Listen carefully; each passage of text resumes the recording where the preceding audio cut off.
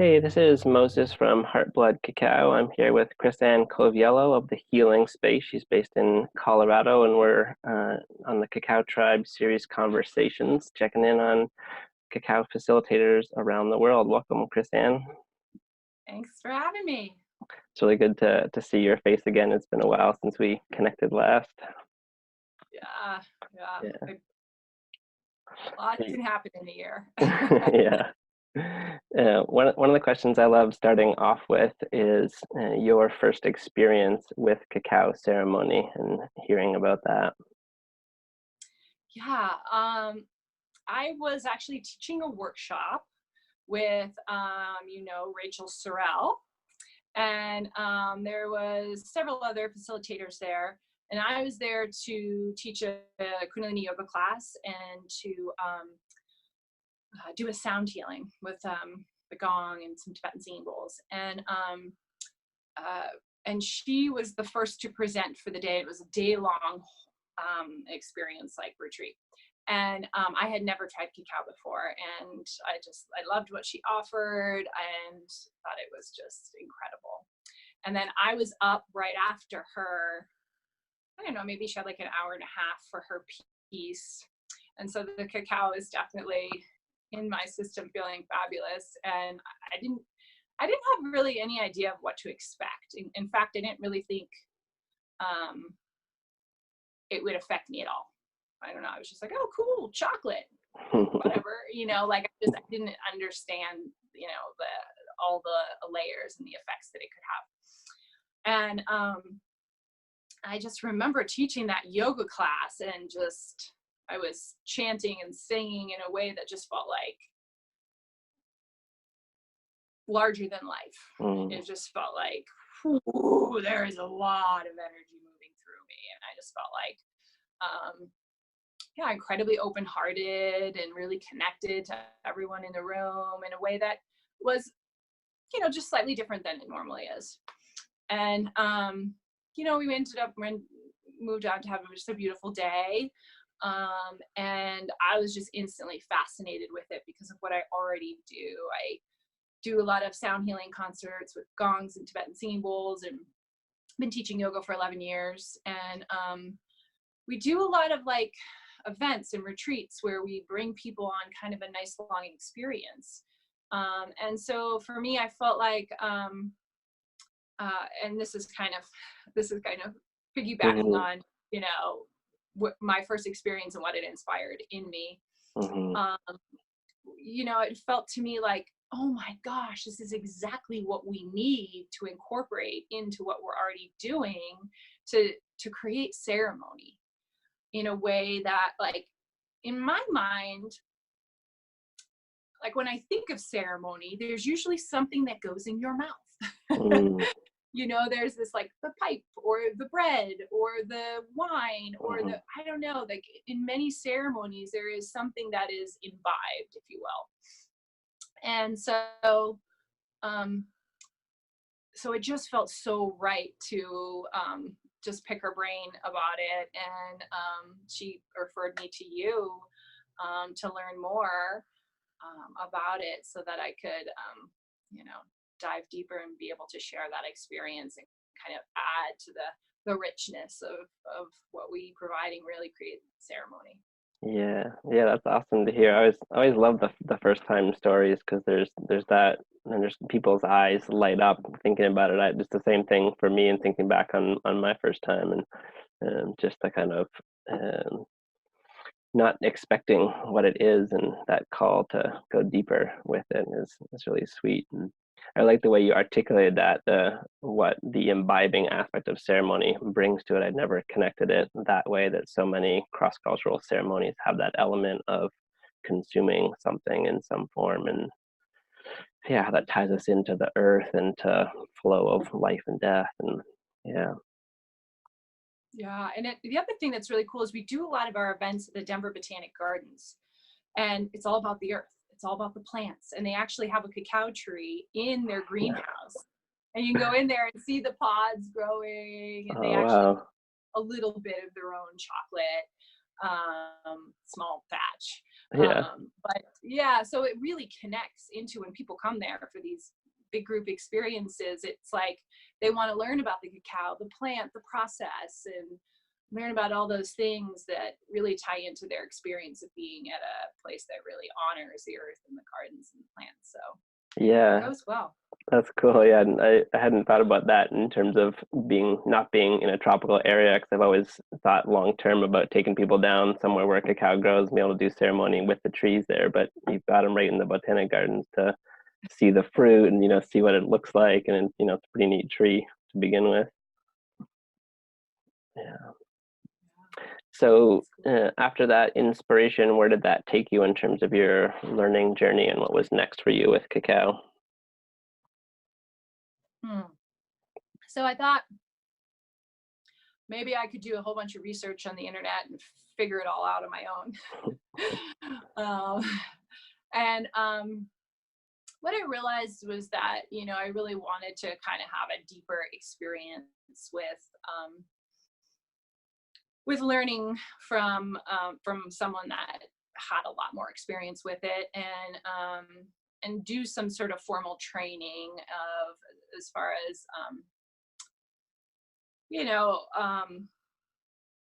just what I really needed to know to hold space, and the contraindications, and it is kind of stuff that you might be able to find on the internet, but I really felt like I want to really know more about this in a way that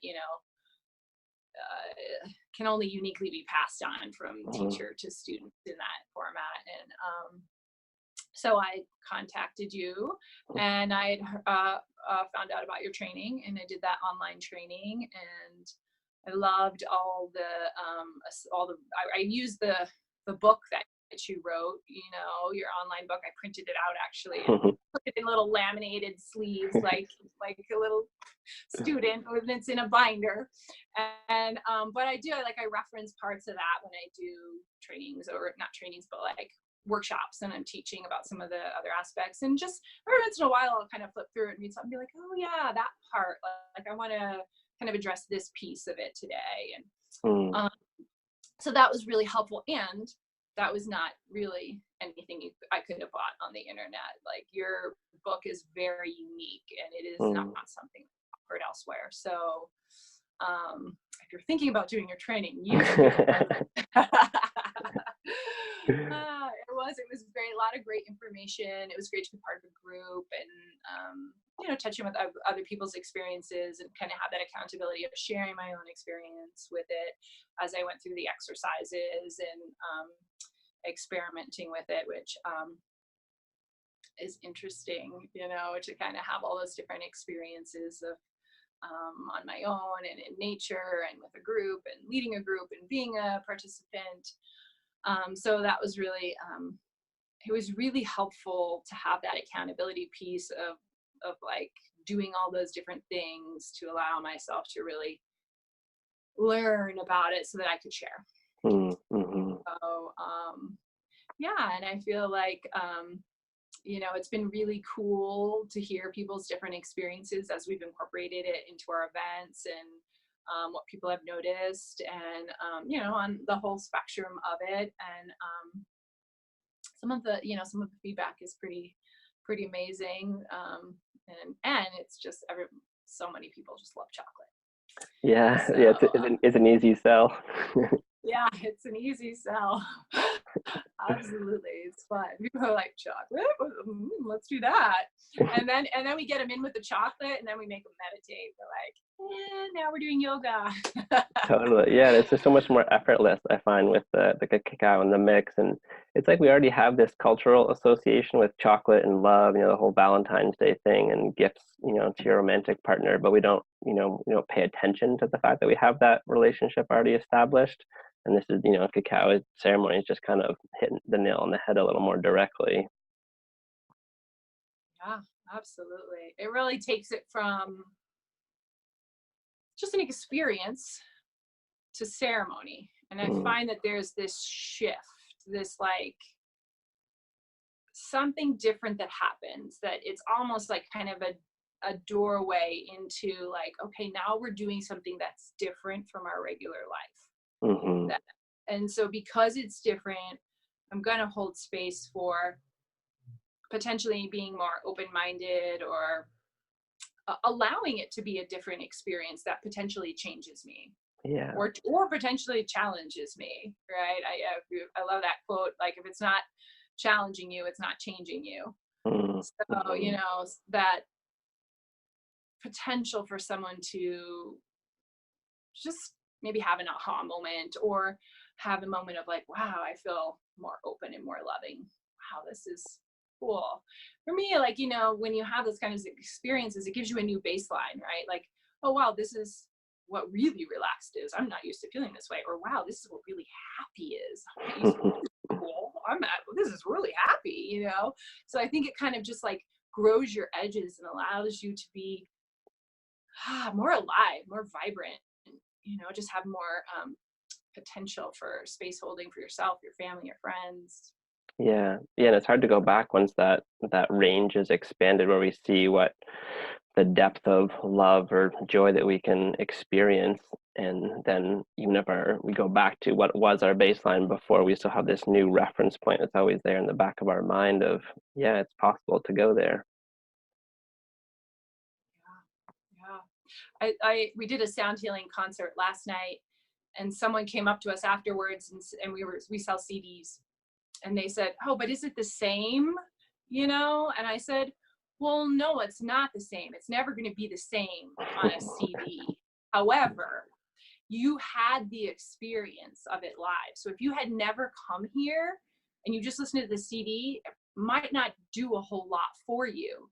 But if you have had that visceral experience in your body and have it, then when you go and listen to the music, it's easier for you to touch back into that Mm, physical experience of what happened for you."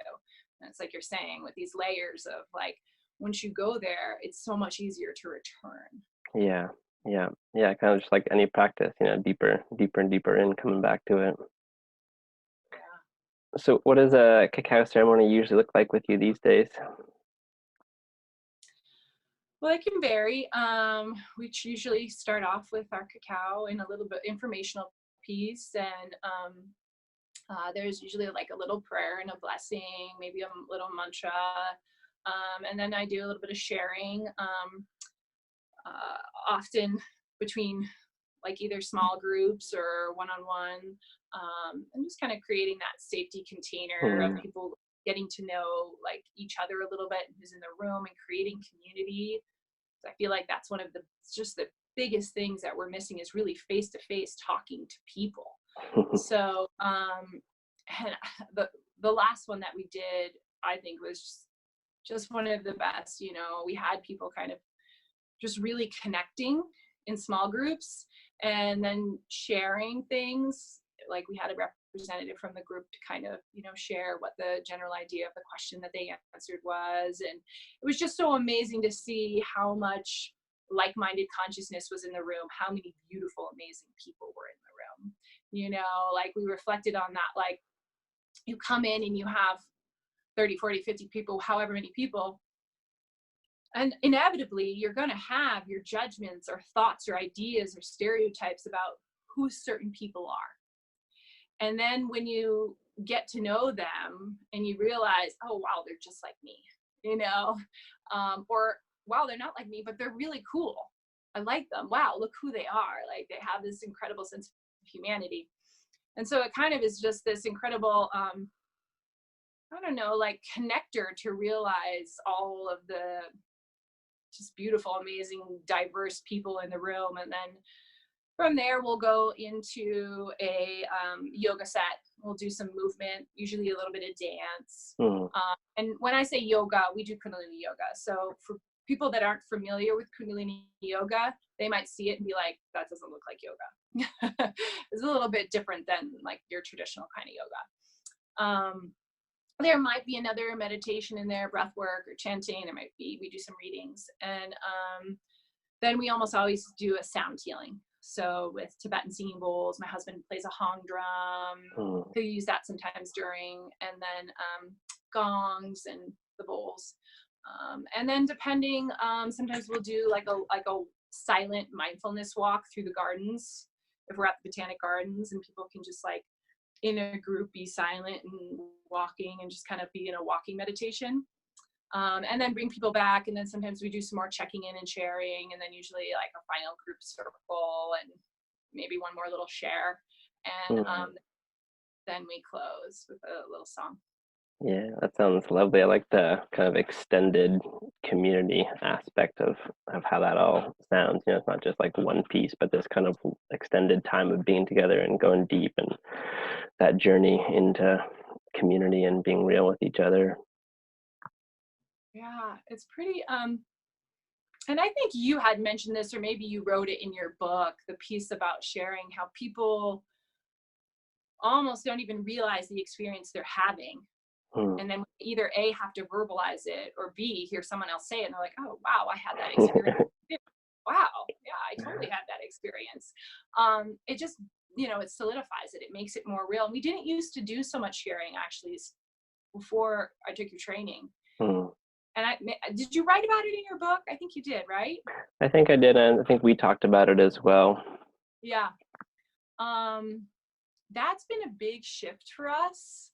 I also did a weekend training, 2 weekend trainings with a woman who does, it's called Matrix Works, and it's all about groups as a living organism and how to create safety in groups, and what it is to feel a group and create this, living, breathing, moving, changing organism. And so between that and what you shared, I really shifted to a lot more sharing, small groups and stuff. And then just depending on the size of the group, when you have 100 people, you can't do a group share. It's just not happening. But, when we can do it, when we have a smaller group, it's really sweet. Yeah. Sometimes we'll just do like one word if we have a really big group. And even that can be cool though, just one word with 80 or 100 people can actually be kind of cool. But yeah, there's just something so special about that community and the sharing that just, when do we ever do that? When do we sit around and like get someone ask you a question that, you both have to answer? That's, the thing I love most about myself that I never tell people is, people just get to like talk about themselves and share something, or it's just it's a space that doesn't often get held for people. Yeah, it's like this need. It's making me think about like this need that we have for social connection and being real with each other, that it's like almost we've forgotten that we have that need, like, and then we get some of it, and it's like drinking water or breathing air and having not had it in a while, and it's like filling us up in this way that we've almost forgotten that needs to be filled up. Right. Yeah. And I think, with so much online connection, it's great, but I think we can fool ourselves into thinking that is filling something that really is just not the same. Yep. We need three-dimensional. There's a lot happening in person, so. Yeah. So what's coming up next that you're excited about, either in specific events that you're doing or just the kind of growth of your own journey with cacao? Yeah, we have 2 more big events coming up at the Botanic Gardens this year in October and November. I don't remember the exact dates, but they're on their website under Cacao Ceremony for Denver Botanic Gardens. One is on a Friday night, and the other one, the one in October is on a Friday night from 5 to 8. I think it's like the 12th or the 15th. And then the one in November is on a Saturday morning, and from 9 to 12. We've got those. We always have sound healing. We have a sound healing concert tonight there at the Gardens. And we'll probably spatter in some other small ones at either some local yoga studios or our wellness center, which is nice to have the real intimate little group. It's awesome. Whenever we get to do a really small group, it just feels like so nice. Really cool. It's totally different, like the large group, there's so much energy, and there can be a sense of fun, like a lot of fun, you know, when you're in a big group. But then there's this real sense of intimacy that happens in a small group. So I don't know, I like them both. Yeah. But Yeah. so that's exciting. Uh, my own developments with cacao. I mean, I would love to, I don't have everything on the books, but I would love to do a retreat, probably like a 3-day, 2-night thing, maybe beginning of next year, and incorporate cacao into it with the yoga and the sound healing. Yeah. Yeah. So, Actually, I did a 3-day retreat with Rachel Askelson, who you mentioned earlier, back in June, and with cacao, and that was really sweet. Just weaving cacao into that mix of the weekend retreat and having that time in community and connecting, going deeper, and it was really sweet. oh, I So bet. if you're thinking about it, I would highly suggest it. Yeah, yeah, we've done them before, but that was before cacao. So I just imagine it's like a whole nother layer of awesomeness. BC before cacao and after cacao. Uh-huh. Yeah. Yeah. Okay. Well, I really appreciate you taking the time to connect and share more of your story. I love hearing these journeys and evolutions with cacao and how it's just spreading out there in the world and touching people. Yeah, absolutely. Well, thanks for having me. All right, take care, Cassandra. Okay, bye. Bye.